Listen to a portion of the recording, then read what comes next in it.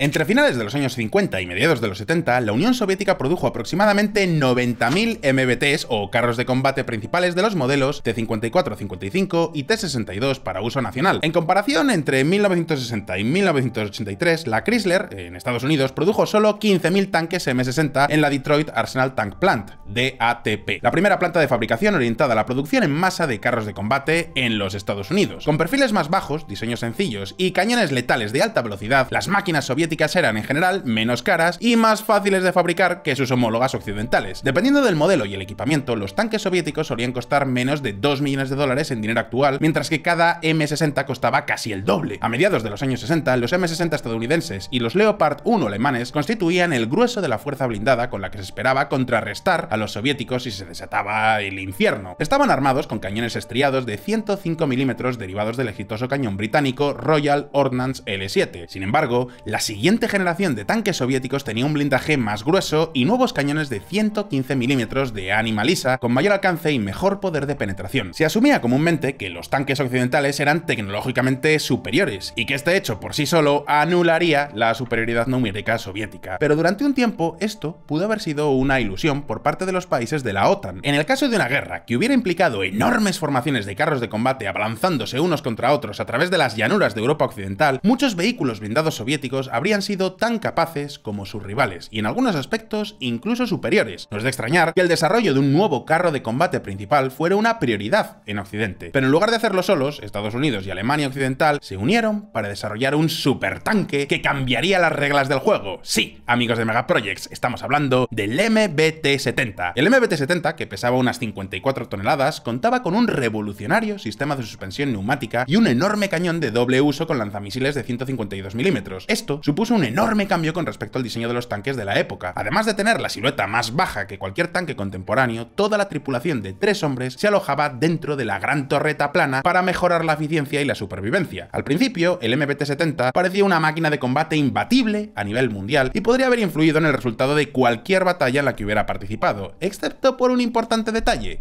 que nunca entró en combate ni se fabricó ninguna unidad de producción masiva. Y diréis, ¿pero por qué? En gran parte porque tanto Estados Unidos como Alemania no se pusieron nunca de acuerdo sobre los cañones, motores, orugas, suspensiones, blindaje o sistemas de control de fuego. Todo esto sin mencionar los problemas con las unidades de medida y el desacuerdo en si las miles de tuercas, pernos y tornillos de los tanques se medirían de acuerdo al sistema métrico decimal, utilizando centímetros y milímetros, o siguiendo el sistema imperial de pulgadas. Ojo aquí, que esto es interesante, y aquí es donde entra Robert McNamara. Pero antes dadme solo un segundo, porque viene al caso. Estados Unidos es la mayor potencia económica del mundo. La pregunta es, ¿lo seguirá siendo?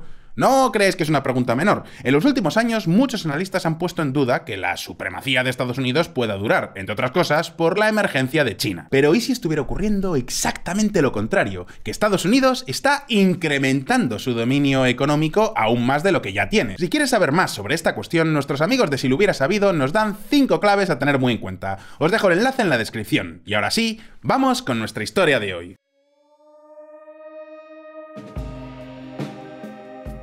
Poco después de la Segunda Guerra Mundial, el presidente de la Ford Motor Company, Henry Ford II, contrató a McNamara y a un pequeño grupo de veteranos de las Fuerzas Aéreas del Ejército para que transformaran la empresa que había fundado su abuelo en una compañía más eficiente y rentable. El grupo tuvo un gran éxito al implantar una serie de sistemas y programas nuevos, controvertidos y en gran medida impopulares, por lo que el propio McNamara se convirtió más tarde en presidente de la empresa. Sin embargo, no era especialmente querido por los empleados, sobre todo por los ingenieros.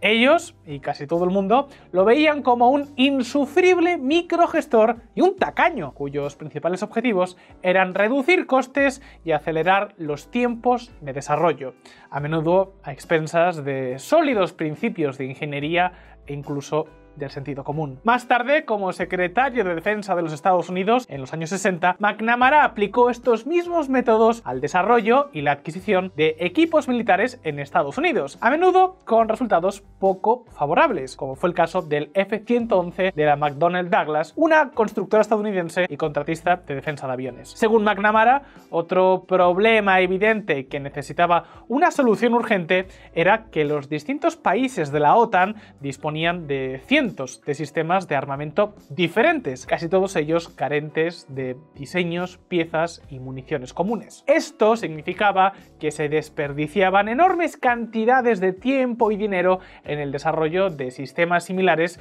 que serían utilizados por los aliados para fines casi idénticos, todo lo cual sumaba montones de desperdicios, ineficacia y redundancia. Tres cosas que volvían loco al ex ejecutivo del sector del automóvil. Durante gran parte de los años 50, Alemania Occidental había utilizado a regañadientes los M48 Patton estadounidenses, pero el ejército del país estaba decidido a construir sus propios carros de combate principales. McNamara consideraba que Alemania era un aliado clave de la OTAN, así como una potencia en ingeniería, y teorizó que el desarrollo conjunto de un proyecto tan importante reduciría los costes, disminuiría el tiempo de desarrollo y produciría un vehículo mejor que el que cada país hubiera sido capaz de desarrollar por su cuenta. Aunque llevaban menos de una década en servicio, el ejército ya estaba deseando reemplazar sus M60, así que el momento no podía ser más adecuado. Los detractores afirmaban que, tras la Segunda Guerra Mundial, la ingeniería alemana no había podido seguir el ritmo de los avances de Gran Bretaña y Estados Unidos, y que el programa daría lugar a una enorme transferencia de tecnología en un solo sentido: fuera de Estados Unidos. Por lo tanto, si la idea era desarrollar conjuntamente un nuevo tanque, Inglaterra parecía un socio mucho más adecuado. Sin embargo, McNamara replicó que Alemania estaba en mejor posición financiera para asumir el proyecto y que, geográficamente hablando, el país estaba literalmente en la primera línea de la Guerra Fría, mientras que Gran Bretaña era una nación insular mucho más protegida. En consecuencia, era lógico que Alemania tuviera incentivos para desarrollar el nuevo tanque, ya que su propia supervivencia podría algún día depender de ese mismo tanque. En agosto del 63, Estados Unidos y Alemania firmaron un acuerdo de entendimiento para desarrollar el nuevo tanque. El antiguo comandante de tanques, el general Wellborn G. Dolbin, fue el encargado de dirigir un equipo de ingenieros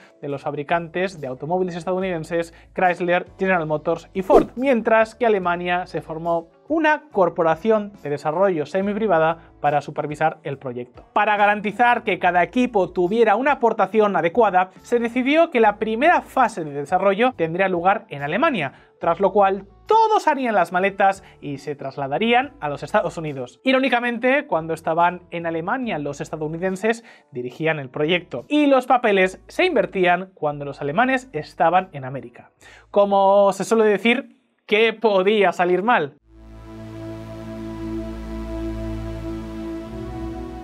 Desde el principio, el MBT-70 fue diseñado para incorporar la mejor combinación de potencia de fuego, movilidad y protección. Las versiones americanas iban a ser propulsadas por turbinas de gas similares a las que ahora utilizan los tanques Abrams, pero además de tener un consumo de combustible astronómico, los ingenieros descubrieron que era casi imposible filtrar el aire adecuadamente antes de que fuera aspirado por el motor. En consecuencia, se decidió que los motores diésel eran más adecuados a pesar de su mayor tamaño y peso. De esta forma, los tanques alemanes utilizarían motores Daimler-Benz de 1500 caballos y posteriormente motores turbodiesel MTU, mientras que los estadounidenses optarían por un Continental V12 que produciría unos 1470 caballos. La potencia se enviaba a través de una transmisión Renk de 8 velocidades y con un volumen de combustible interno de unos 1300 litros. La autonomía era de aproximadamente 645 kilómetros. Tanto en los tanques alemanes como en los estadounidenses, las transmisiones podían ser reemplazadas en menos de una hora, en gran parte porque los motores y las transmisiones estaban alojados en unos módulos llamados Power Packs o paquetes de energía situados en la parte trasera del casco, es decir, detrás de la torreta. Estos módulos se pueden extraer o separar fácilmente del resto de la máquina, lo que permite que se reemplace rápidamente por otro Power Pack en buen estado mientras se repara o se desecha el original. Así se minimiza la cantidad de tiempo que toda la máquina está inoperativa. Pero tal vez la característica más notable era el sistema de suspensión hidroneumática del tanque, que junto con una relación potencia-peso excepcionalmente alta, daba a estas máquinas de más de 50 toneladas una movilidad a campo a través sin igual. Esta compleja suspensión también dotó a los MBT-70 de una capacidad de descenso del casco que les permitía un rango de fuego mucho más amplio en el plano vertical. En una pendiente, cuando la parte trasera del tanque estaba más baja que la delantera, la suspensión trasera podía levantarse para permitir que el cañón se hundiera más para disparar a los objetivos que estaban debajo. Esta característica de diseño permitía a los MBT-70 disparar desde detrás de las cimas de las colinas, las crestas y las posiciones defensivas hechas por el hombre sin exponer la mayor parte del tanque. Independientemente del terreno o de la posición de disparo, el conductor podía subir o bajar la suspensión. Durante las maniobras de campo a través, los tanques podían elevarse más de 2 pies, es decir, 61 centímetros, para mejorar la distancia al suelo, y en las posiciones de disparo estacionarias podían bajarse hasta que la parte inferior de los cascos estuviera a solo 4 pulgadas o 10 centímetros del suelo. Si no hubieran tenido unas suspensiones tan revolucionarias, los MBT-70 habrían seguido siendo uno de los tanques con torretas más bajas jamás construidos, especialmente en comparación con el M60, que era uno de los más altos. Con sus suspensiones en la posición más baja posible, los MBT-70 medían poco más de 1,8 metros de altura. Para ponerlo en perspectiva, los destructores de tanques Hetzer, sin torretas de Alemania de la Segunda Guerra Mundial, medían algo más de 2 metros y los M60 casi 3,3 metros. Aunque esto convertiría a los MBT-70 en objetos difíciles, no dejaba espacio para los conductores en el casco. En su lugar, los conductores se sentaban en cúpulas en la torreta que siempre miraban hacia adelante, independientemente de la posición de la propia torreta, lo que, al menos en teoría, pretendía evitar que se desorientaran. Tanto la versión alemana como la estadounidense podían alcanzar aproximadamente los 70 km por hora, lo cual es una pasada en comparación con los 48 km por hora de la mayoría de los tanques de la época, incluyendo los M60 y los Leopard 1 occidentales y los nuevos T-62 soviéticos. Contra todo pronóstico, para la tripulación de 3 hombres que se encontraban en el claustrofóbico compartimento de combate, el viaje era excepcionalmente suave y la movilidad y agilidad del tanque hubiera contribuido en gran medida a reducir la cantidad de tiempo bajo fuego enemigo.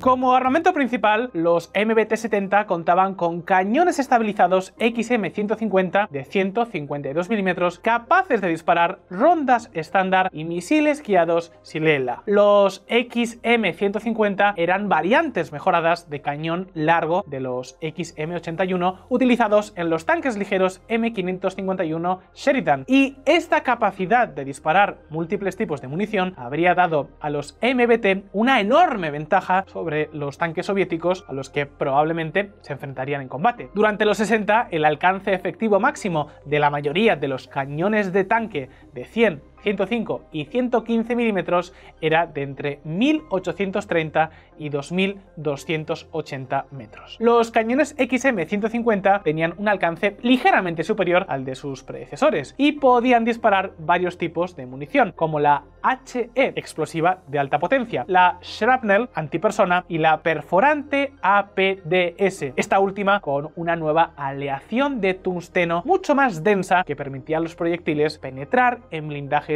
más gruesos a gran distancia. Otra novedad que resultó ser un talón de Aquiles fue la munición sin vaina. En otras palabras, no había ninguna caja metálica detrás del proyectil que contuviera el propulsor. En su lugar, la propia carcasa estaba formada por un propelente endurecido que se encendía al disparar el cartucho. Este material reaccionaba en la cámara de empuje o cámara de combustión, generando gases a alta presión y gran temperatura, generando el empuje necesario para lanzar el proyectil. Sin embargo, estos cartuchos eran vulnerables a la humedad y propensos a dañarse debido a un mal manejo. Y peor aún, las porciones no quemadas de la carcasa que quedaban en la brecha después del disparo podrían encender el siguiente cartucho prematuramente, causando un fenómeno potencialmente catastrófico conocido como cooking off, es decir, cocerse. El complejo cargador automático era capaz de manejar tanto las balas de cañón como los misiles Shilela, ambos almacenados en cargadores que giran verticalmente. Sin embargo, aunque el mecanismo ahorraba peso y eliminaba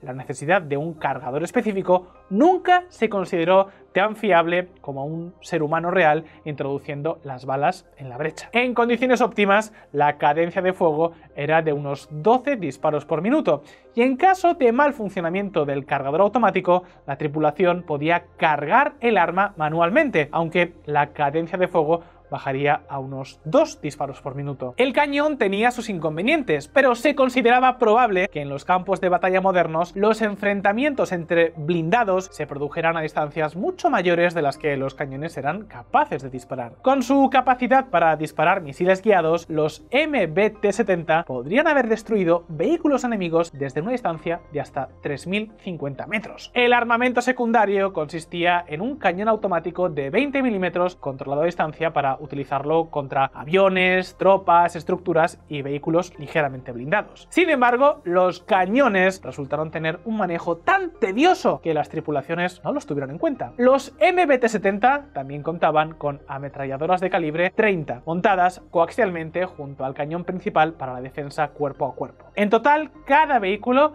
habría transportado aproximadamente 42 cartuchos de cañón, 6 misiles Sileila y más de 3.000 cartuchos para el cañón automático y la ametralladora juntos. Los MBT-70 también estaban equipados con 8 lanzagranadas de humo, cada uno de los cuales conteniendo 2 granadas que habían proporcionado una valiosa capacidad de ocultamiento cuando los tanques se encontraban en zonas especialmente abiertas y vulnerables.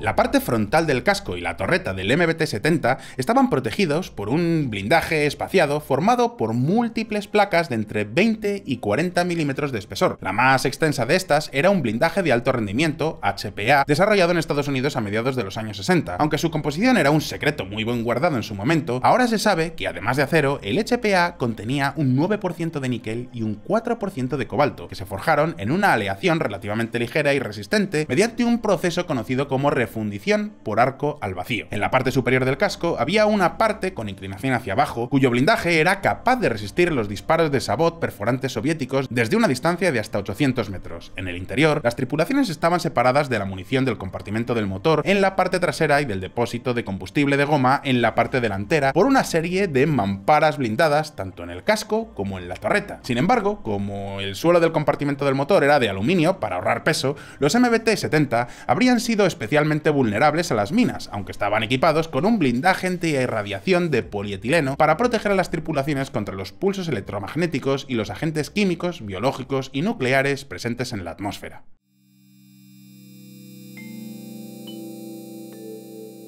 De los 14 cascos fabricados entre 1965 y 1966, la mayoría no estuvieron terminados y listos para las pruebas y la evaluación hasta mediados de 1968. Y para entonces, el futuro del tanque estaba lejos de ser seguro. De hecho, el programa llevaba casi un año de retraso y aún más retrasos adicionales eran inminentes cuando los estadounidenses presentaron su nuevo tanque en la sede de la Asociación del Ejército de Estados Unidos en Washington, D.C. al año siguiente. Los alemanes hicieron una demostración de su MBT-70 en Augsburgo ante periodistas, políticos, militares y público en general, pero durante el evento el vehículo quedó inoperable después de que una avería en el sistema hidráulico hiciera salir gruesas columnas de humo blanco por las escotillas del casco y la torreta. No obstante, después del evento, los oficiales alemanes afirmaron que para el 72 los MBT-70 reemplazarían a todos los M48 Patton que estaban en servicio. Sin embargo, en los años siguientes, el programa se enfrentó a una serie de dificultades,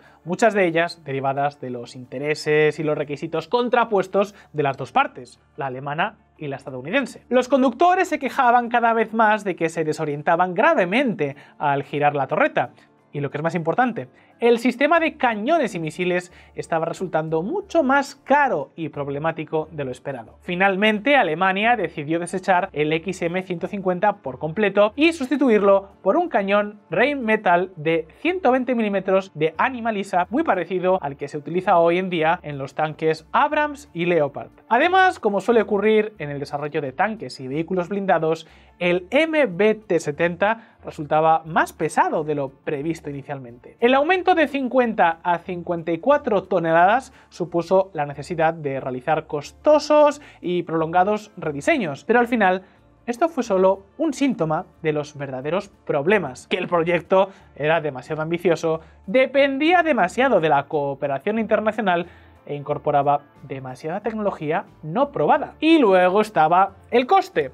En 1970 las estimaciones de coste por unidad se habían quintuplicado. Además, los costes globales de desarrollo se proyectaron inicialmente en unos 80 millones de dólares. Pero a los pocos años el proyecto ya había costado 303 millones de dólares. Dólares de la época. Hoy en día rondarían los 2.400 millones. Solo Alemania Occidental acabó pagando más de lo que se suponía que iba a costar todo el proyecto en primer lugar. En Estados Unidos, la Cámara de Servicios Armados solicitó que se suspendiera la financiación del proyecto hasta que se pudieran realizar revisiones exhaustivas del Departamento de Defensa y la Oficina de Contabilidad del Gobierno. Después de que cada uno de ellos publicara sus conclusiones, se determinó que el programa podía continuar, pero a una escala mucho menor. Los funcionarios del gobierno fueron finalmente persuadidos por los líderes del ejército de que el programa era válido, pero para entonces estaba claro que tanto Estados Unidos como Alemania estarían mejor siguiendo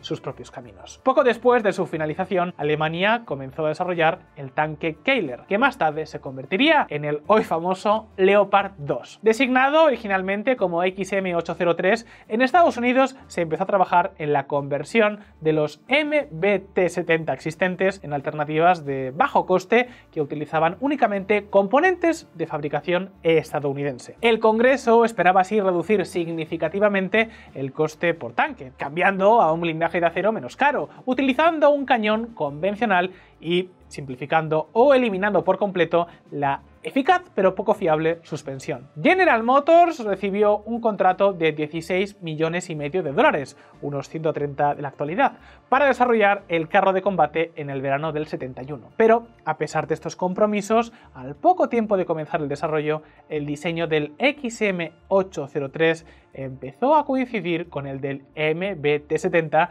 en cuanto a complejidad, retrasos y sobrecostes. En diciembre de ese mismo año, el Congreso canceló oficialmente el programa, destinando 20 millones de dólares, unos 165 de hoy, a los costes de cancelación y otros 20 millones para, a ver si lo adivináis, sí, seguro que sí, otro nuevo programa de tanques. Afortunadamente, este último programa acabaría desembocando en el desarrollo de los M1 Abrams, cuyas diversas variantes han estado en servicio continuo desde 1980. Según muchos de los que trabajaron y supervisaron el programa MBT-70, tanto en su país como en el extranjero, su cancelación fue motivo de celebración. Otra razón citada a menudo para la desaparición del programa fue que los fabricantes de automóviles estadounidenses cobraban una cantidad exorbitante por sus servicios, tal vez porque durante el tiempo de paz el trabajo relacionado con la defensa era una parte muy pequeña de su negocio en general. Además, los estadounidenses afirmaban que los alemanes eran reacios a compartir su tecnología e insistían en utilizar componentes de fabricación nacional, incluso cuando eran obviamente